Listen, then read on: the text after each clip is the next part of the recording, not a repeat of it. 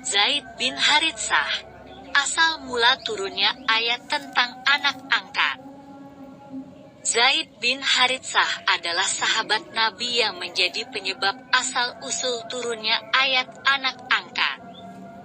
Cerita bermula dari Zaid diculik saat ia diajak ibunya untuk pergi ke kampung halamannya.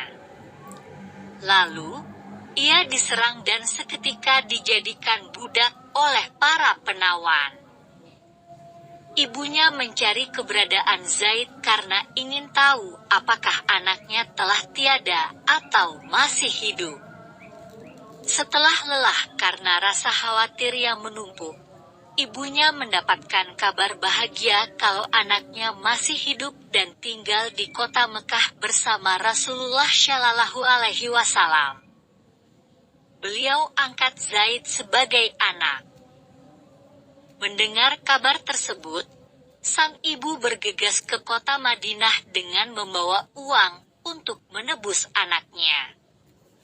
Sesampainya di kediaman baginda Rasulullah, beliau meminta Zaid untuk memilih apakah tetap tinggal bersama Nabi atau ikut pulang bersama ibu. Jika pulang, maka Rasulullah tidak akan mengambil uang tebusan dari orang tua Zaid. Zaid memilih untuk tinggal bersama Rasulullah. Beliau pun mengumpulkan orang sekitar untuk mengumumkan bahwa Zaid adalah anaknya dan ahli warisnya. Akan tetapi, dari peristiwa ini turun ayat Allah surat Al-Ahzab ayat 5 yang berisi tentang bahwa anak angkat harus tetap dipanggil dengan nama ayah kandung mereka, bukan ayah angkat. Panggillah mereka, anak-anak angkat itu, dengan memakai nama bapak-bapak kandung mereka, itulah yang lebih adil di sisi Allah. Dan jika kamu tidak mengetahui bapak-bapak mereka, maka panggillah mereka sebagai saudara-saudaramu seagama dan maula-maulamu.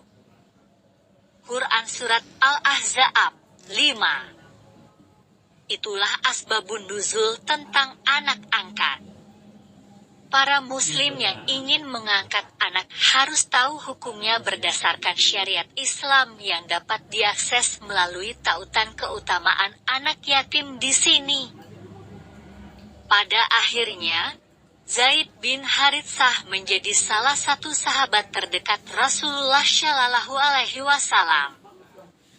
Lalu, Zaid bin Haritsah menjadi satu-satunya sahabat Nabi Muhammad yang namanya diabadikan di dalam Al-Quran.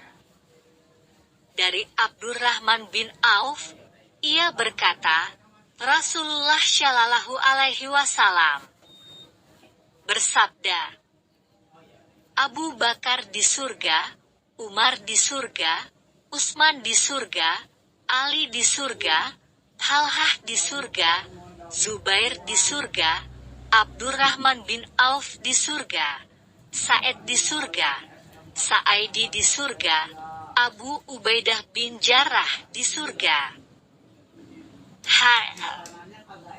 At-Tirmidzi. Demikian kisah para sahabat Nabi ini dijamin masuk surga. Sungguh perjuangan para sahabat sangat besar hingga mendapat jaminan menjadi penghuni surga.